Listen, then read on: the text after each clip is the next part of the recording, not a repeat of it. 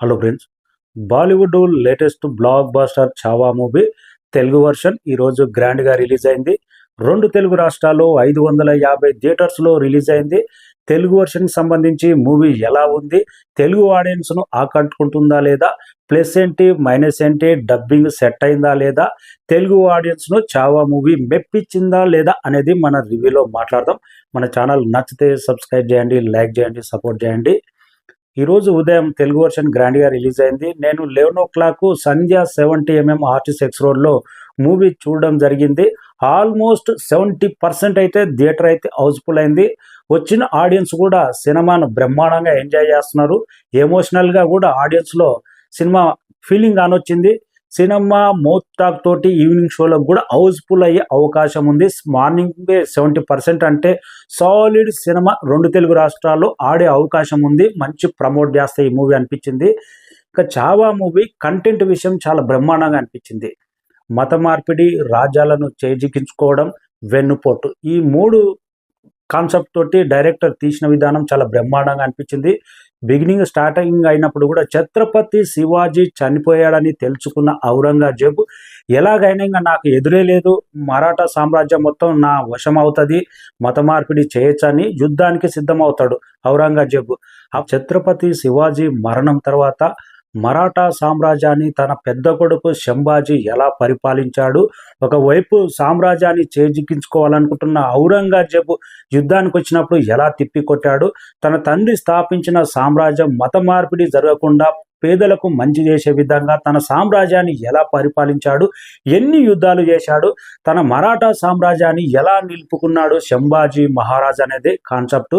ఒకానొక దశలో చర్చలు కూడా జరుగుతాయి ఔరంగజేబు తోటి. అయితే నీ సామ్రాజ్యాన్ని నువ్వే వేలుకో, కానీ మరాఠా మొత్తం ముస్లింగా కన్వర్ట్ అవ్వండి అని ఒక షరతు పెడతాడు. శంభాజీ మహారాజు కూడా ఒక షరతు పెడతాడు, నీ ఔరంగజేబు రాజ్యం మొత్తం మా మరాఠాలో కలిపేసాయి, కానీ నీ మతమే ఉండు, కానీ నీ రాజ్యం మొత్తం మా మరాఠాలో కలిపేసాయని ఇద్దరు షరతులు అయితే పెట్టుకుంటారు. ఏది వర్కౌట్ అవ్వదు.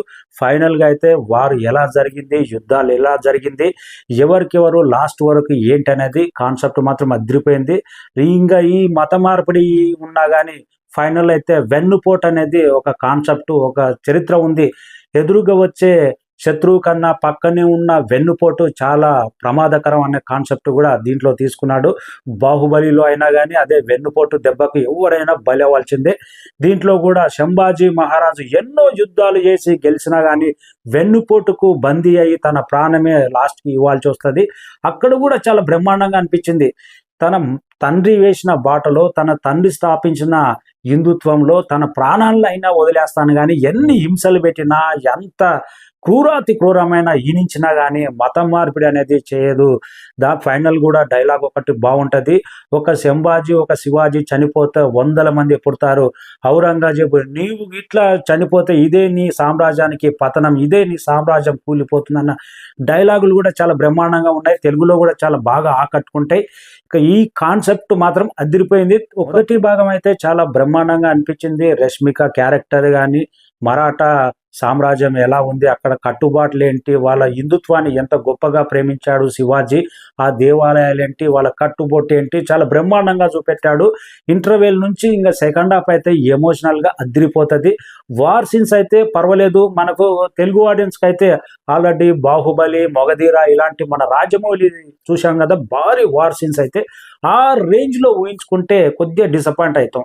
కానీ కథాపరంగా చూసుకుంటే పర్వాలేదు. అక్కడ బాలీవుడ్లో చిన్న హీరో, చిన్న డైరెక్టర్ బ్రహ్మాండంగా తీసింది అనిపించింది. వార్ సీన్స్ పర్వాలేదు.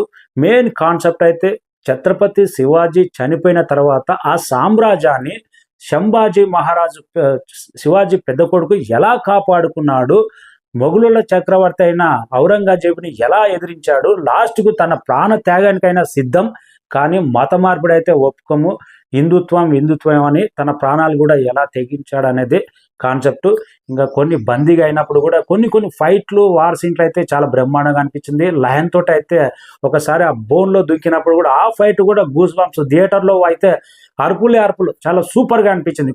కొన్ని వార్ సీన్స్ అయితే నిజంగా విక్కీ కౌశల్ బాలీవుడ్లో ఈ క్యారెక్టర్కు విక్కీ కౌశల్ తప్ప ఎవరిని ఊహించుకోలేం, అంత బ్రహ్మాండంగా చేశారు.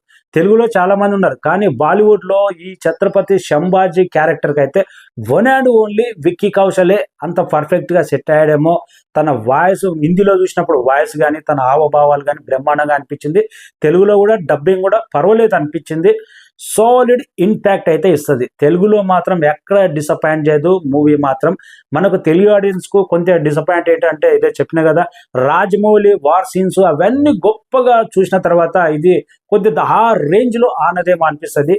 కానీ డబ్బింగ్ వర్షన్కు కూడా ఇతరులకు క్యారెక్టర్ ఆర్టిస్టులకు ఎవరు డబ్బింగ్ చెప్పినా పర్వాలేదు, కానీ main hero Chhaava character. Chhaava అంటే పులిబిడ్డ.